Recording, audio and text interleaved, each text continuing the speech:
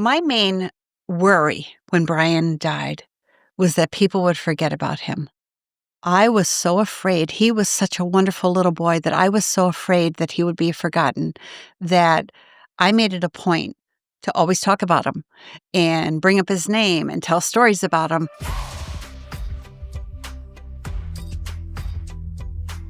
Hi, welcome to Through the Hurricane. I'm Kathleen Kane. You know, they say in podcasting when you have a guest that research is the most important thing that you can possibly do. But I've realized that I have been researching our next guest for decades now, about 26 years. This is Dale Hadley. She has been a friend of mine for a very long time. Not long enough, but a very long time. The things I know about Dale through my research, through every wedding, through every funeral, through every birth, through every birthday, through every work trip, through every girls' trip, and everything else in between, is that Dale has a husband, Jack. She has a son, Jackie. She has two daughters, Casey and Kelly. But the only Hadley I haven't met is her 12-year-old son, Brian Patrick Hadley. I know a lot about him, but I've never met him. Dale, welcome to Through the Hurricane, and thank you so much for being here. And thank you for having me. You are always a delight to be around. You're funny, you're smart, you're always very honest with your answers. And I wanted you to be our guest today because I want you to tell your story about Brian Patrick Hadley. Tell us who he was. What a story it is. It sure is. He only lived to be 12 years old, but he impacted so many lives that you can't even imagine. He's just wonderful. He's funny, smart, handsome. Of course, handsome. And he was your youngest of four, correct? My baby. Your My baby of four, yes. What kind of a son was he? Wonderful. He was just wonderful. He was affectionate and loving. I guess it's the same thing. Smart, tons of friends, witty, funny. I guess that's the same thing too. Not really. Really. But you always said that he was the one that hugged you the most. He did. And, he would every single night, even though he lived to be 12 years old, he would find his way into bed with my husband and I. Do you sometimes think that that was maybe something from the very beginning, from when he was born, that he knew or someone knew that he had 12 years and darn it, he was going to spend every time he could with his mother and his father? Well, he did. I mean, he spent every minute having fun. He had tons of friends and everybody loved him. And even though he loved being with us, he loved being with his buddies too. Oh, that's nice. Yeah, so what happened with Brian? Brian, like you said, was 12 years old. It was the day before Thanksgiving. I was working and he called me to tell me that he wasn't feeling good. He had, an upset stomach. So I did the normal thing, the, Gatorade, the crackers, whatever you're supposed to do when, you feel your child has a virus or the flu. And he wasn't feeling well. He continued to vomit or get sick through the night. I called the doctor, and like I said, we just thought it was the flu. He seemed to be getting a little bit better. It was the day before Thanksgiving. His favorite dinner was turkey, so he made that and he couldn't eat it. So the next day, he seemed to be feeling a little bit better. And we went through the day, and I was actually laying in bed with him, and he said he had to get up for a minute. So I said, okay. And the next thing I know is my son, Jack, came running into the bedroom telling me that he had collapsed on the floor of the kitchen. My son, Jack, is the one that picked him up. He's actually the last one that my son, Brian, spoke to. And after that, I called 911 and they came and they worked on him, and I still didn't realize how horrible it was.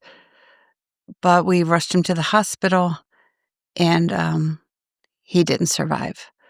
I remember Casey and Kelly, my daughters, were 16 and 18 at the time, so they were out for the night. I remember getting in touch with them and getting in touch with family members to please try to get in touch with them to come to the hospital, which they did. And we were at the hospital, and we had the priest come and give him his last rites.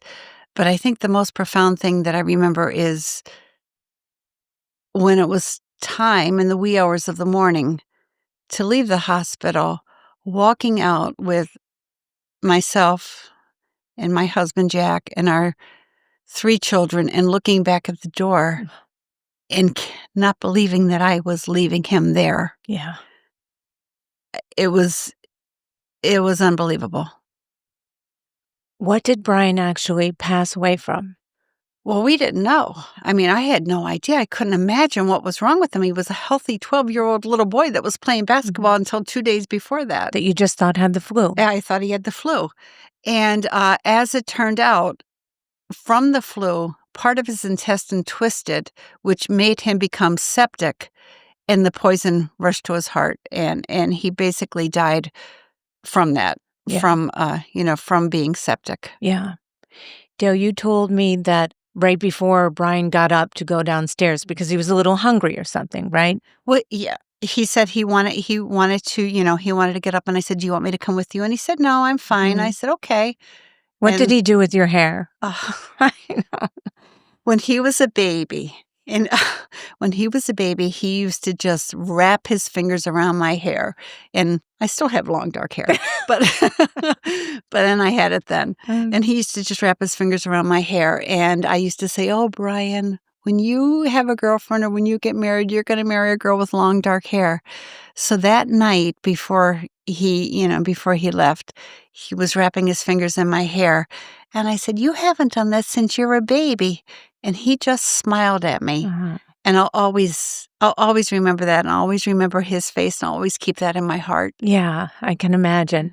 I mean, just that mere shock of having a healthy 12-year-old who you thought had the flu. I mean, our kids have had the flu. They've really had it. They faked it. You never know.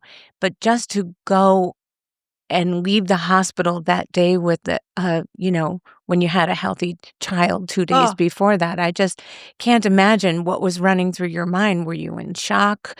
Were you angry? I mean, what was going through your mind? I wasn't angry. I was definitely in shock.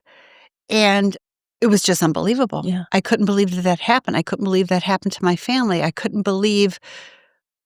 I questioned why. What did I ever do to deserve that? Like, what did my husband and I ever do? He's a hard worker. We were hard workers. We raised our children. We were a loving family. I couldn't understand why that would happen to us, or why at the time God would do that to us.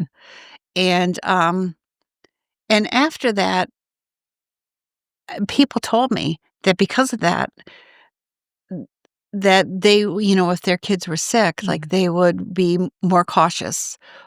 And I blame myself. I'm his mother.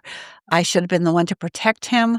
But doctors and other people have told me that there's nothing that I could have done different. That apart from him having a flatbed X-ray, which they wouldn't have done, they wouldn't have seen that was the cause of his death.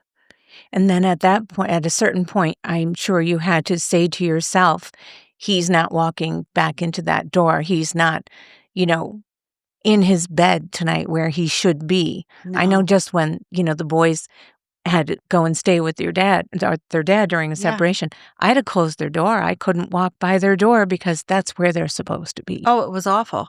And I mean, for the longest time, like I told you, he would always find his way back with Jack and I in bed. So for the longest time, when I would get up for work, he would be in the bed sleeping before it was time for him to get up for school.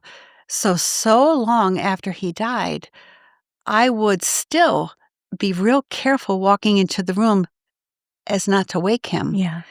And then only to realize he wasn't there. Yeah. You told me that after Brian passed away, that you had a hard time being normal again. Can you tell everybody what that means? Oh, well, my life wasn't normal.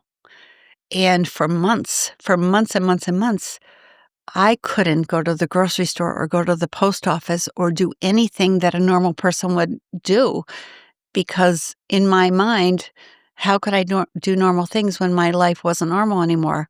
At the time, Casey and Kelly were both driving, so they would go to the grocery store or go run errands or do whatever had to be done.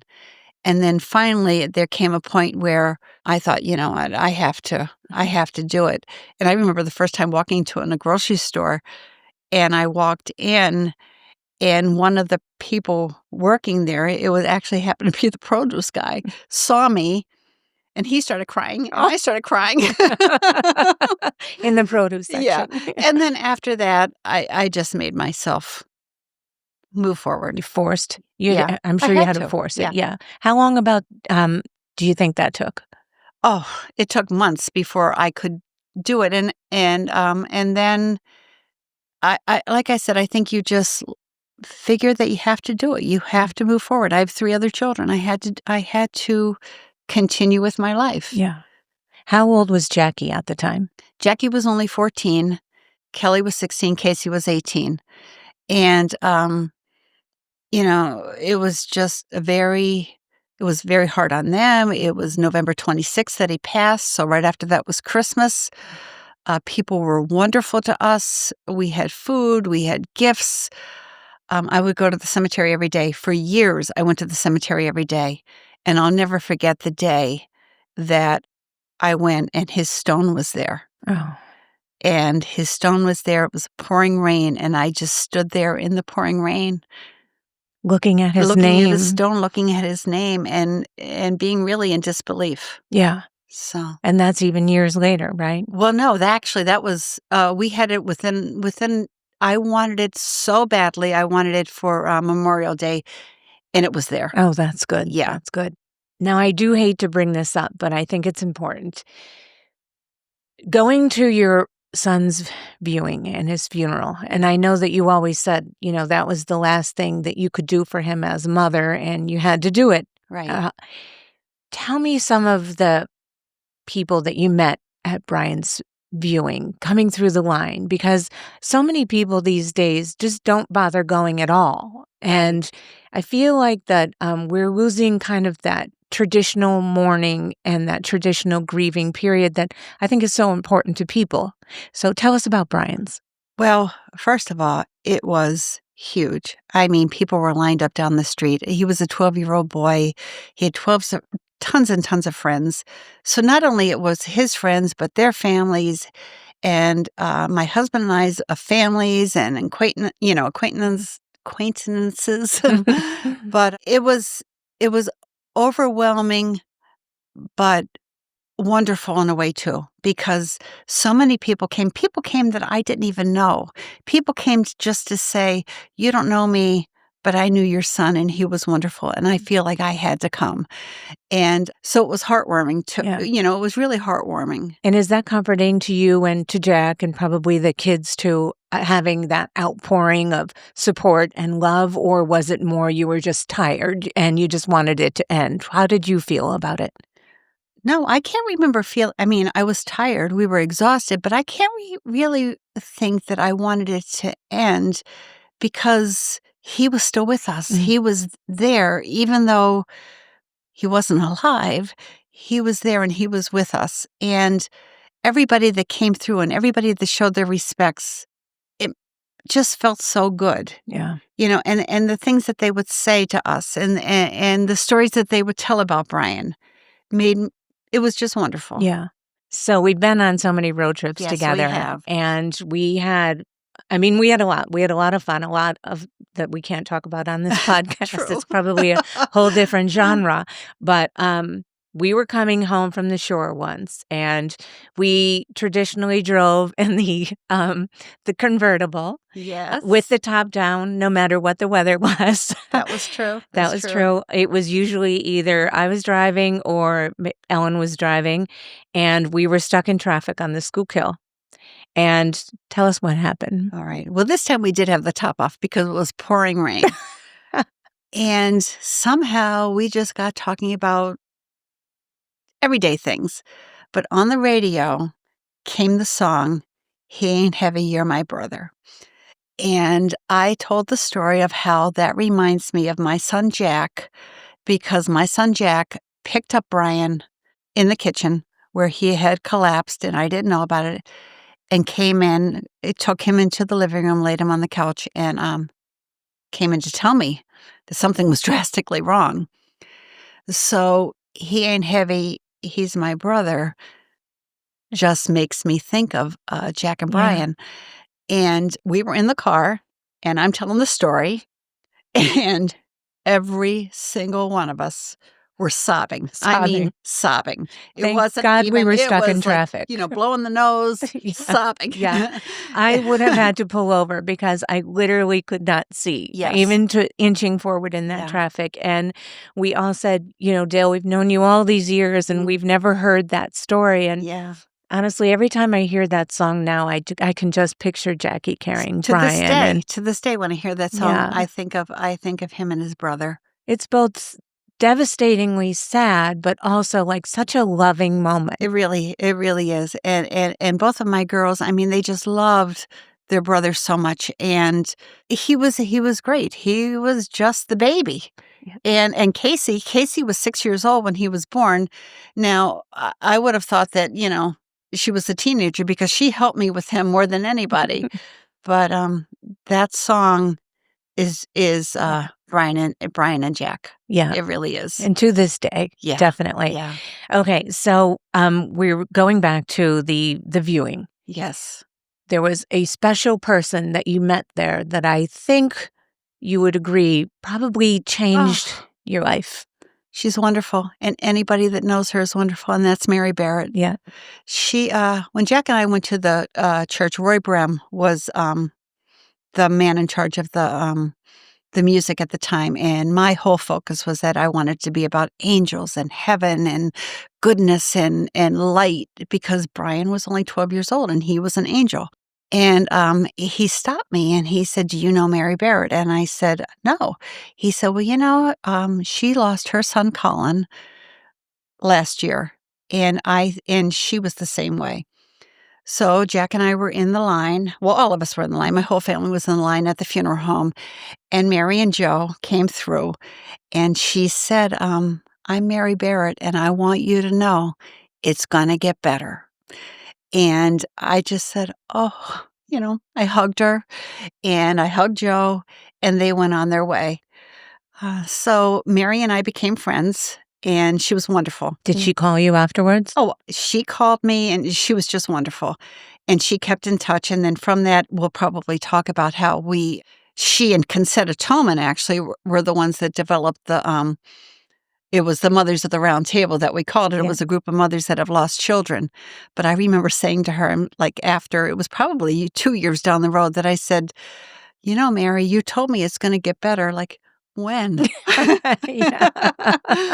Because it's a process. Yeah. It really is a process. I mean, so tell us about that process.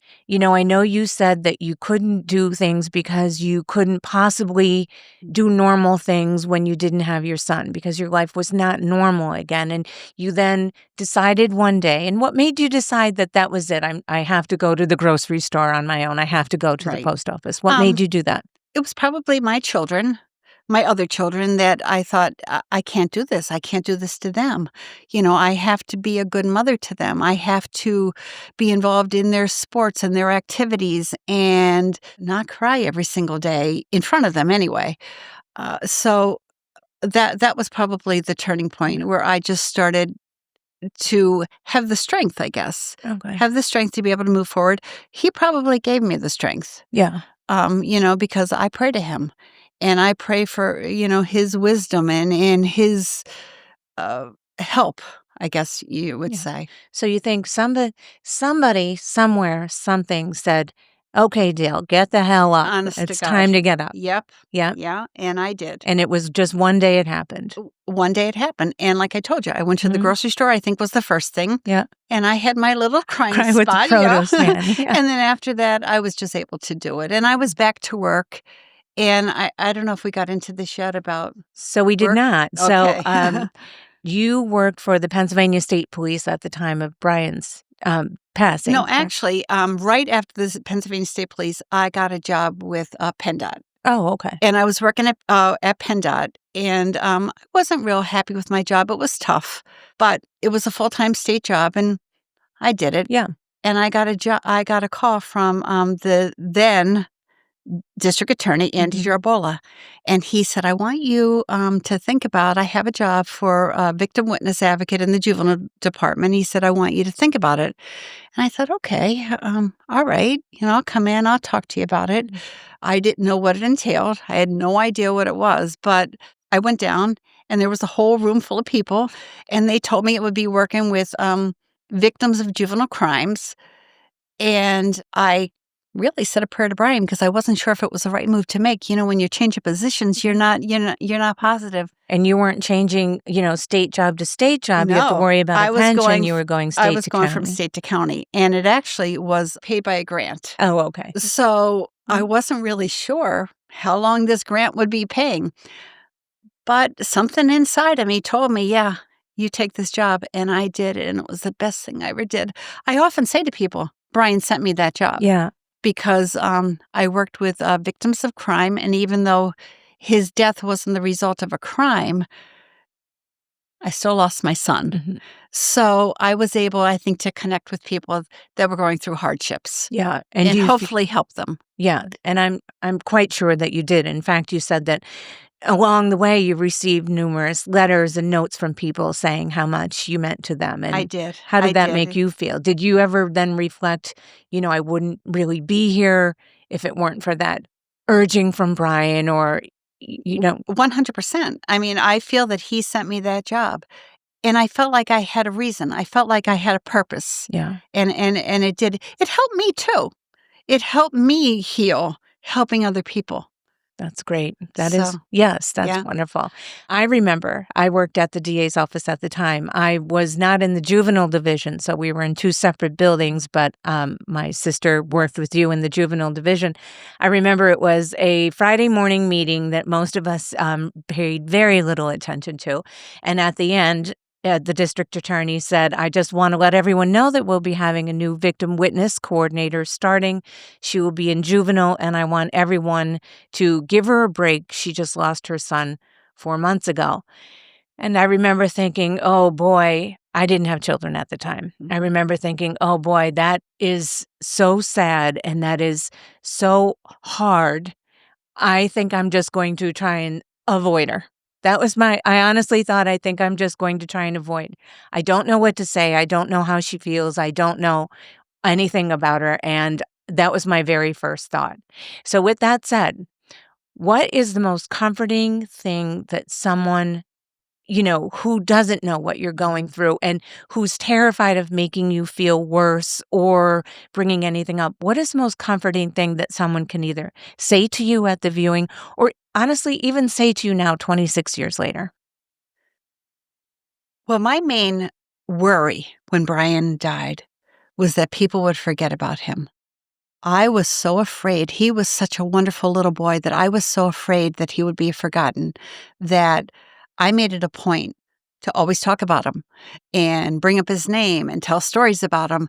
And it's funny that you say that because so many people told me after I started working that they were so apprehensive about being around me and what they would say to me, but that I made it easy because I just talked about him nonstop and I told stories about him and I told stories about my other children. And I made them feel very comfortable with bringing up his name because I want to hear it. And I think any parent that has lost a child feels that way. They want to hear stories about their child. They want him remembered or her remembered. Yeah.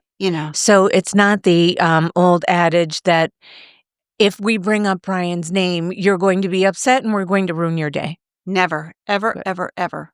I love it. That's good to know. I love it. And there are also BPH bumper stickers. Yes, there How are. did that come about? Well, when Brian's class was graduating, And they were wonderful. The kids have always just been so focused on him we have masses for him, and they come to the masses and they talk about him. That when on the graduating class, and actually getting back to that, on his class day, they had a whole big ceremony with his pictures and bringing him part of his graduating class. And the day of his graduation, they actually had a chair for him. Oh, wow. Oh, Did you feel that he was there at the time? I felt that he was there. But anyway, getting back to the BPH magnets, I wanted to do something for the graduating class. And Mary Barrett's actually the one that gave me the idea, because for a Collins graduating class, she gave keychains. So I was trying to think of something that would honor him. And I had the magnets that say BPH, always with us. Oh, that's And nice. I gave them to each one of the kids. Yeah. And now they're everywhere. Yes. If and I I'm love driving seeing down them. the road and I see one, or I see one in a parking lot, I'm like, Yep. that's a good person right there. And I love it. I love seeing them. And I actually have more if anybody wants them. Yeah. Wonderful. So Now, let's get to the, I love when people have such a tragedy or such a terrible story. It's such a storm in their life. And, your grief is your storm. yeah. And they take that and they turn it into something that not only helps them, but helps other people. And whether it's big or small, I mean, you can have a major foundation, or you can have the ladies of the round table, the mothers of the Yeah. round table. Tell us about the mothers of the round table.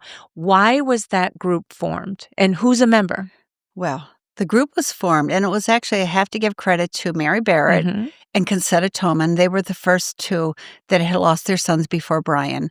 And since then, unfortunately, we have many mothers that have lost their sons or daughters. And many of us are actually, their children are born in the same cemetery. But from that, people would get in touch with us like, I know someone that could really use your help, or I know another girl that, or someone that could really use your help. So we started going out to dinner. Now, in the beginning, we went to dinner. It was every single week. And we normally would go to Ragnacci's. It's a small Italian small restaurant. town Dunmore restaurant, and they had a big round table. So we would sit there and we would talk about each other, or we would talk about our problems, or talk about our children, or talk about the good and the bad. Sometimes not even talk about our kids, just talk about our life. But it was a round table, so we called each other mothers of the round table. And I think at one point there might have been 15, 16, 17 of us that were involved. And there was always, I would say, between 9 and 12 that were constant. Mhm. And we just talked about each other. Some of us didn't even know each other's children, but from speaking of them and speaking to each other and knowing the circumstances, it's like we knew them. That's exactly right. That's how I feel about Brian. I've Yes. never met Brian, but I feel like he's one of my own. Yes. I feel like he's been with us the entire time. We talk so much about Brian Patrick Hadley. Yeah. And that's what we love. And that's Yeah. what we want. We want our children's names, and personalities. Yeah. It's not Sir. like they didn't exist. Exactly. Right. They were Exactly. here. Right. Yeah. And like I always say, he's not with me physically, but every day I talk to him, I pray to him, I talk about him. I see him in my grandson's actions in life. Mhm. He's not, and that's what the one part that I miss is the physical touch. Yeah. But I know, I know that I'll be with him again.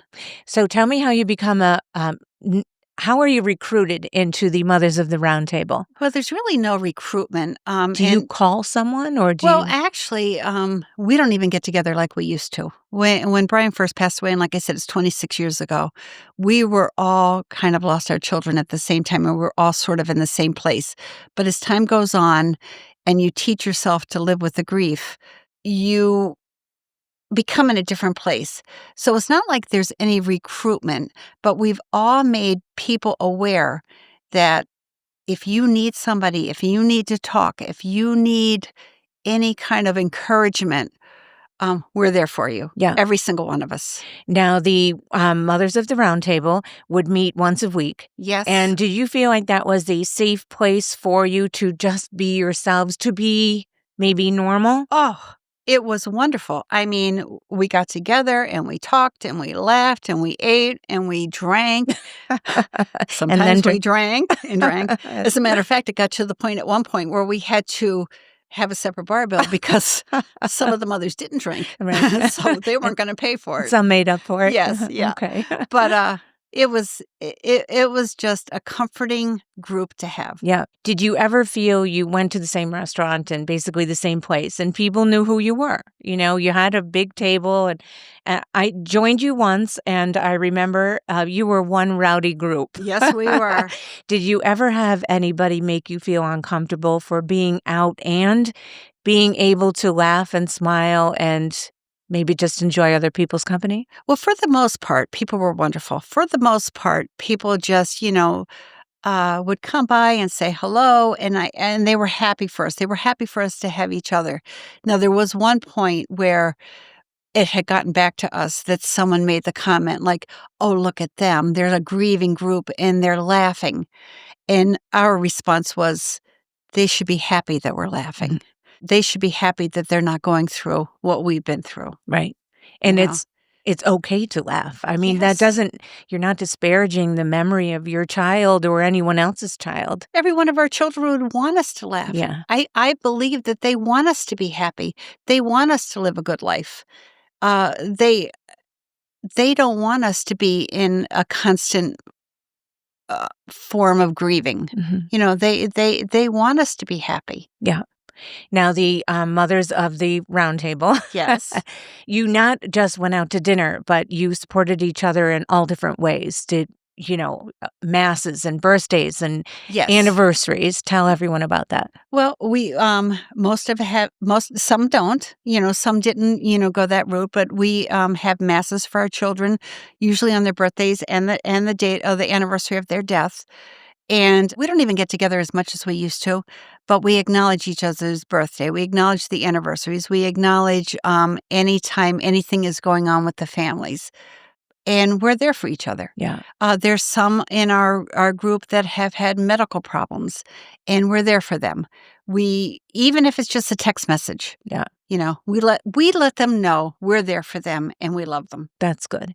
And also, I mean, we've heard, I did some research on it, and it's actually a much lower number than anyone thinks, but there is a certain amount of grieving parents who just aren't able to make their marriage work after that. Now, every marriage is tough. We all know that. And you guys were also there for each other during times like that. Yes. Yeah. Yes. And for some, I've heard that too. And I've heard statistics are very high with when someone loses a child, that their marriages break up. In our mother's group, we're very lucky that hasn't happened. As far as Jack and I go, he finds it very difficult to talk about Brian with other people except for me and our kids. We can laugh and we can cry and we can tell stories about him and laugh. Jack finds it difficult, whereas me, I talk about him nonstop to everybody. But that's just different personalities. Yeah. And people grieve differently. And people grieve differently. And I respect the way he grieves, and he respects the way I grieve. Yeah. Now, there was a point in time when Jack didn't want to have Thanksgiving dinner anymore, correct? True. Well, Brian died the day after Thanksgiving. He was sick Thanksgiving Day, and he died the day after Thanksgiving. And no, to this day, he finds that very difficult. And we didn't have it for the longest time. But then when my daughter Casey got married, actually before Casey, my sister Tracy started having Thanksgiving. And I would go because Jack wouldn't go. I would go because I didn't want to do that to my other kids. And then it got to where okay, well, you know what? I'll go after dinner and I'll have a drink or two. And then it got to where my daughter Casey started having it.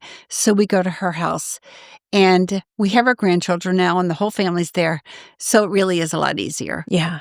Okay. So Dale, you have made us laugh a lot and you've made us cry a lot over the years. Yes. And I know that there is one thing let me say this. I know that you are so grateful to have your husband, and you're so grateful to have Jackie and Kelly and Casey. And I know that short of having Brian back, there's one thing that you want. One thing that I want? Yes. You have always said that you just want to feel him hugging you one more time. I wish. I pray for that. I can't even imagine the courage and the strength it takes for you to get through what you've gotten through, but then to sit here and share it with other people. That really is a gift to us, because you're letting us know that through our grief or through our storms, that you can have a normal life. And it does show up when it shows up. Maybe not in the time we want. True. Patience, I think, might be the Yes. key. But you sharing your story with us gives other people hope. And again, to quote Mary Barrett, hope is one of the most powerful things in the world. And she always said, hope She is. always said that. And I agree with that. Hope, if you have hope, you can get through the next day. Yes. But to close out today's session, I could talk with you all day. I probably will when we're done. Okay. But you have a Bible quote that Yes. you said, and it's so amazing what has happened after that. So tell us what the quote is. Okay. Well, first of all, I make young girls hair bows. So let's just make that a preface. But in the Bible quote, God says that he will give you 7 times what he has taken from you. And he has given me 7 gorgeous, healthy, wonderful grandsons. Now, I can't make hair bows for them. Right. And no granddaughters. Not one granddaughter. Just grandson after grandson after grandson. And I adore them. Yes. Yeah. And what do you say back to God when you have those 7? Thank you. Thank you. Thank you. Yes. And how about a girl? Well, I don't think that's in the cards, but you never know. You never know, right? But thank God for those grandsons. Yes, when you I send love your them. photos of them all sitting there, and some of them look like the photo of Brian. And they do, and I can see Brian's personality come out in so many of them. Yeah, yeah, and they remember Uncle Brian. Yeah, and actually, my oldest is named after him. Oh, that's and great. then my son Jack's second, he made it Patrick Brian instead of Brian Patrick, so he's named after him too. That's wonderful. Yeah. So he's still with us all the time. Yes. All right. Well, thank you so much for sharing your story. We want to thank our special guest, Dale Hadley, for being here with us, and I'll see you next time. Thanks for listening to Through the Hurricane.